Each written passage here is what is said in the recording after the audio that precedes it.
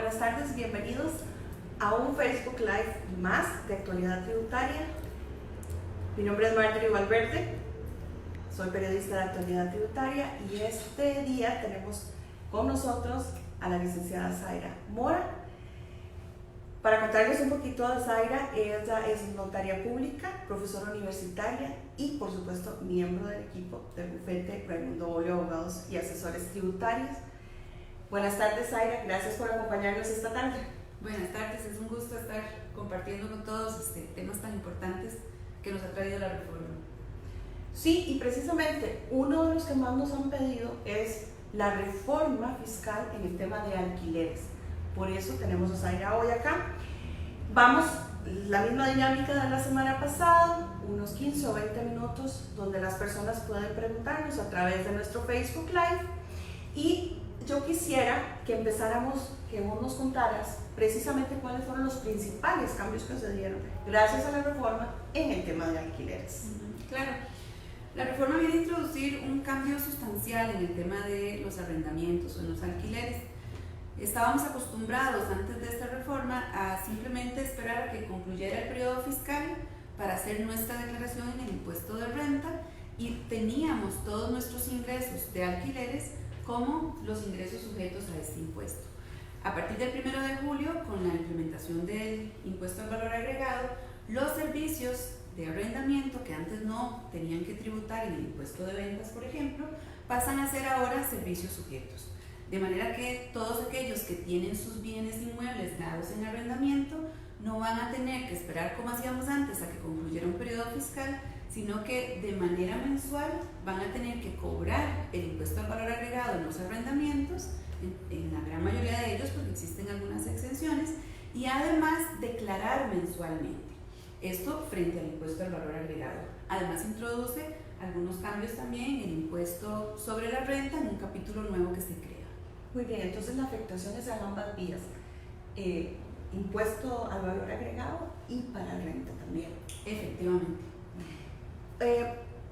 Una pregunta muy frecuente que nos ha llegado: ¿quiénes están llamados a pagar este impuesto? Por ejemplo, el impuesto al valor agregado en los alquileres. Eso es muy importante porque algo que ha ocurrido en el medio de la desinformación y por ser algo nuevo es a quién le corresponde pagar. Si yo soy el dueño de este local y se lo estoy dando a uno de mis inquilinos, ¿debe ser el inquilino el que lo pague o debe ser yo quien lo asuma? El impuesto al valor agregado es un impuesto al consumo, de manera que aquellos que son los que utilizan y le dan y toman el beneficio al estar arrendando son quienes deben de pagarlo.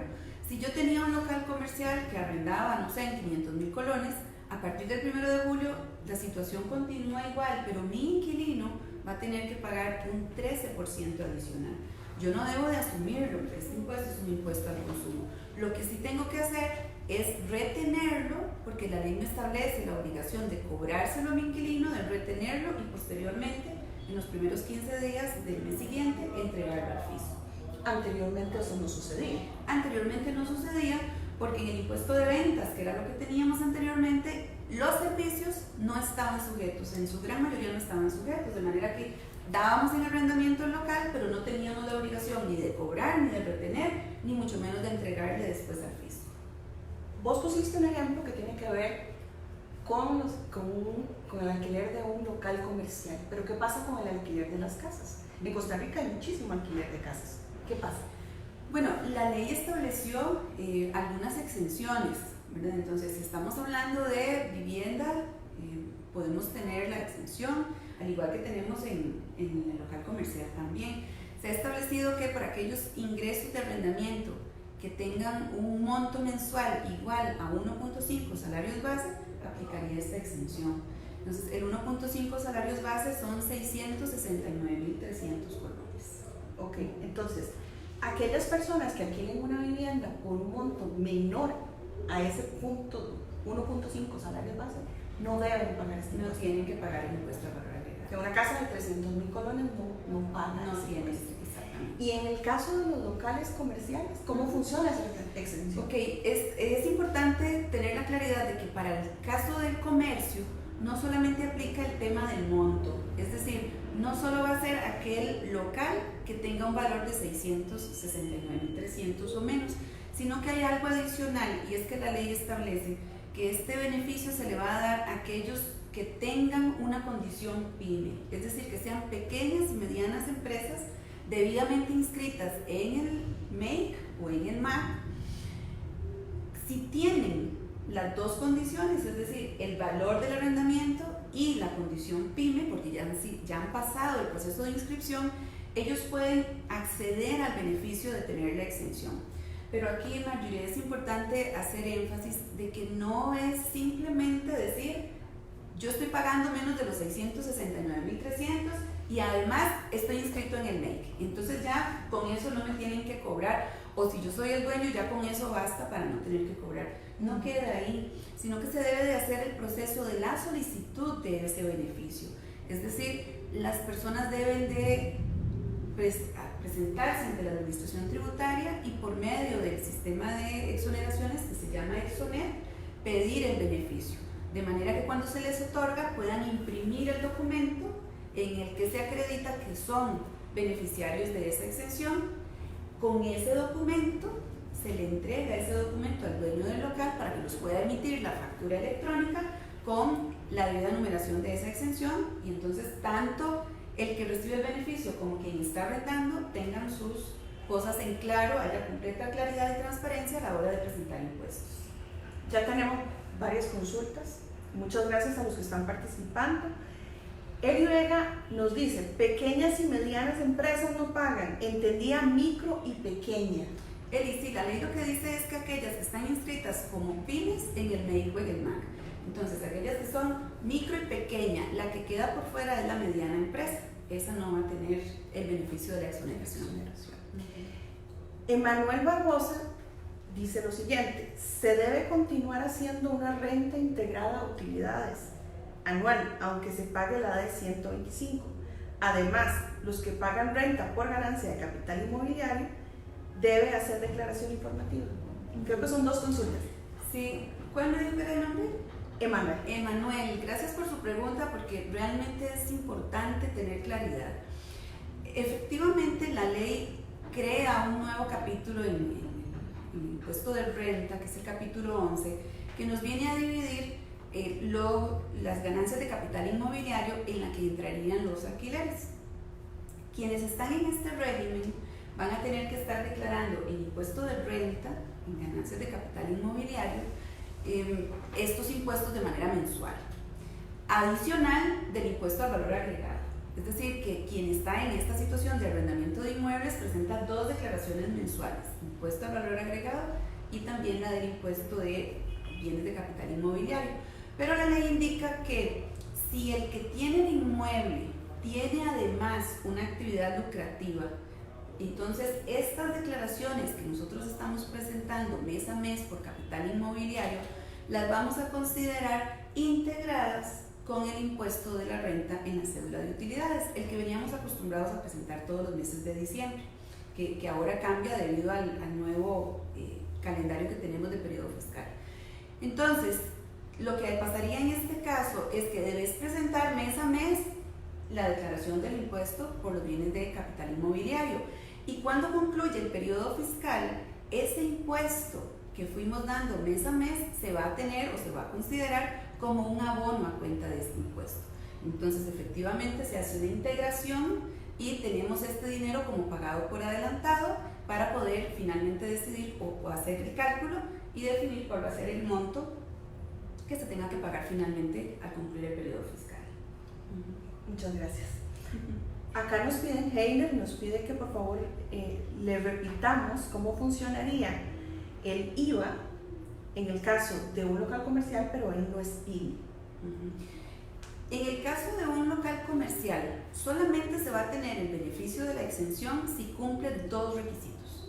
Uno, que el valor del arrendamiento sea menor al 1.5 salarios base, o sea, que sea menor a 669.300. Y la segunda condición es que quien está gozando de ese beneficio de arrendamiento, quien hace uso del local, cuente con la certificación PYME, ya sea porque está inscrito en el MEIC o en el MAC. Si no ocurre esto, que es la pregunta que nos hace, si yo el monto que estoy cobrando o el monto que estoy pagando es superior al 1.5 salarios base, no existe exención. Implica entonces que debo de cobrar el 13% sobre el valor del arrendamiento y el dueño del local cobra ese impuesto y en los primeros 15 días naturales del mes siguiente debe de pagarlo al fisco. Marta Navarro nos pregunta, si se tienen bienes muebles, como carros o equipo especial que se alquila, ¿también deben pagar IVA? Sí, Marta, la ley del impuesto al valor agregado viene a establecer que se debe de cobrar este impuesto en la prestación de todos los servicios. Entonces, no hay problema o no existe diferencia si lo que yo estoy dando en arrendamiento es un local, es decir, un bien inmueble, que si lo que estoy dando en arrendamiento es un bien mueble.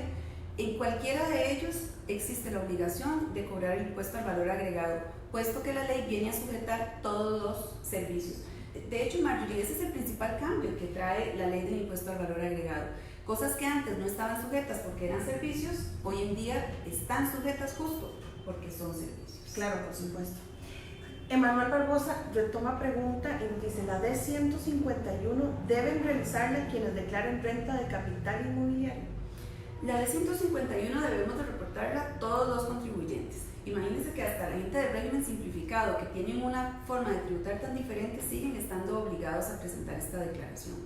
Es importante para la administración que nosotros como contribuyentes cumplamos con los deberes formales, es decir, que le demos la información que la administración necesita para conocer acerca de las actividades, para conocer acerca de los sectores, quiénes son los clientes, cómo estamos tramitando.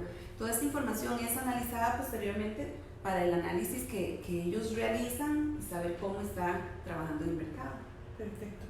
Carmen Bonilla nos consulta, ¿se pueden aplicar créditos a la renta? Perdón, es que ya nos están entrando bastantes, entonces ya están entrando muy rápido. ¿Se pueden aplicar créditos a la renta, como por ejemplo los intereses del préstamo del propio inmueble? ¿Otra vez? ¿Se pueden aplicar créditos a la renta, como por ejemplo los intereses del préstamo del propio inmueble? Ok, hay que tener aquí cuidado porque si estamos hablando de los bienes de capital inmobiliario, que es a lo que ella hace referencia, el apartado 11, que es el nuevo capítulo de la ley, establece y nos da las pautas de cómo tenemos que hacer el cálculo de este impuesto. Y lo que nos dice es, del ingreso que usted recibe, le vamos a permitir una reducción de un 15%. Y sobre el 85% de esos ingresos, vamos a pagar un impuesto del 15%. Por eso es que en la calle usualmente oímos hablar del 85-15, ¿verdad? Del 100% quito 15 de gastos y sobre el 85 que me queda aplico la tarifa del 15. De manera entonces que la pregunta que nos hacen es válida porque ¿qué ocurre si mis gastos son superiores a ese 15%? Por ejemplo, si tenemos préstamos, si tenemos una cantidad de gastos que cubrir para poder tener la operación activa, esta de arrendamientos, y no es suficiente una deducción del 15%.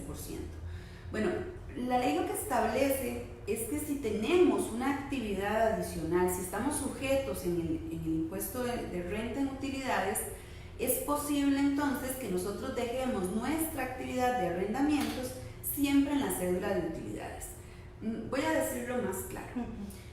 Si yo tengo una actividad principal en renta y además tengo ingresos por arrendamientos, puedo no tener que sujetarme al capítulo 11 de la ley, sino declarar todo en el impuesto de renta tal y como lo veníamos haciendo antes. Entonces, era como decíamos antes con Emanuel cuando hacía la pregunta, integramos las rentas, porque aquí lo que tengo es todo en las utilidades. Sin embargo, si nosotros solamente tenemos la actividad de arrendamiento y no tenemos una actividad que sí esté grabada en el impuesto en las utilidades, debemos de permanecer en este régimen. La excepción puede darse, dice la norma, si tenemos al menos a un trabajador inscrito en la Caja Costarricense del Seguro Social. Entonces, si nosotros vemos que tenemos una cantidad de gasto que necesitamos deducir y no es suficiente el 15%, tenemos la opción de poder tener un trabajador inscrito en la Caja Costarricense del Seguro Social y ahora sí poder entonces permanecer en el régimen tradicional que veníamos utilizando hasta la fecha y utilizar todo el crédito fiscal que tengamos. Valerio nos pregunta, ¿hay que seguir realizando recepción de facturas electrónicas de gastos bajo el sistema de capital inmobiliario o no es necesario? Esa es una pregunta muy interesante. Vamos a ver, tenemos que tener presente que lo que estamos discutiendo es cómo debemos de cobrar el impuesto, cómo debemos de presentar nuestras declaraciones. Pero hay que tener y recordar que nuestras contabilidades no deben ser contabilidades fiscales. Una contabilidad fiscal es aquella que se enfoca en saber cuánto tengo que pagar de impuesto. Mientras que una verdadera contabilidad es una contabilidad económica, que lo que me permite a mí es entender si mi negocio está bien, qué cambios debo de hacer, qué toma de decisiones debo yo de realizar. Entonces, debemos de seguir actualizando nuestra contabilidad. Tenemos la obligación de aceptar nuestras facturas, de recibir nuestras facturas y poder tener la contabilidad adecuada. No deberíamos de ver el tema de factura electrónica asociado únicamente a un tema de declaraciones fiscales. Bien. Manuel Sáenz pregunta, ¿qué sucede con un local comercial alquilado como oficina y que los inquilinos tienen un año de no pagar y están en litigio judicial?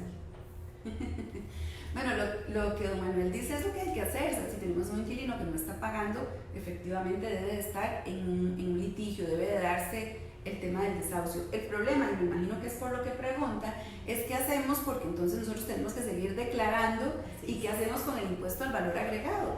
El impuesto al valor agregado solamente lo vamos a cobrar si nosotros estamos dando el servicio, ¿verdad? Entonces, y cuando emitimos la factura, sí tenemos que tener claridad que al emitir la factura, cobrar el impuesto, debemos de hacer las gestiones para poder recuperarlo, porque de lo contrario estaríamos financiando el impuesto.